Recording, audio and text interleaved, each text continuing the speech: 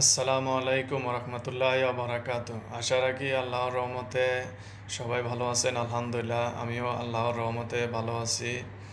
তো প্লিজ, দিন যায়, মাস যায়, বছর যায়, আমাদের জিন্দিগির সময়গুলো চলে যাচ্ছে, আমরা টেরও পাচ্ছি না কোথায় যে চলে গেল দিনগুলো।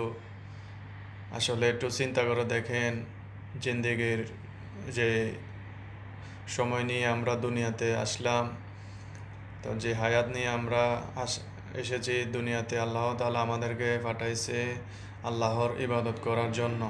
তো আমরা কে কতটুকু ইবাদত করতেছি, সবাই নিজ নিজ দায়িত্বে একটু চিন্তা করে দেখেন যে আমি আজকের দিনটা কতটুকু ইবাদত করলাম, কতটুকু আল্লাহর রাস্তায় সময় ব্যয় করলাম। তো প্লিজ সবাই নিয়মিত 5 ওয়াক্ত নামাজ জামাতের সহিত আদায় করবেন, নিজে নামাজ পড়বেন এবং ফ্যামিলির সবাই বলবেন যে 5 ওয়াক্ত নামাজ পড়ার জন্য।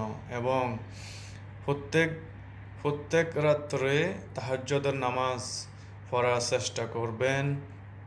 প্রত্যেক রাত্রে যদি পড়তে না পারেন, অন্তপক্ষে সপ্তাহে চালু করেন, সপ্তাহে একবার করে চালু করেন, সপ্তাহে একবার করে যদি পড়তে পারেন, তারপরে সপ্তাহে সপ্তাহে 2 দিন ট্রাই করেন, 2 দিন ট্রাই করতে করতে যদি 2 দিন হয়ে যায়, তারপরে 3 দিন ট্রাই করেন। এইভাবে আস্তে আস্তে তাহাজ্জুদের নামাজ প্রত্যেক দিন রাত্রে পড়ার চেষ্টা করবেন। তাহাজ্জুদের নামাজে যেই কোনো দোয়া করলে ওই দোয়া কবুল হয় বেশি আল্লাহর দরবারে।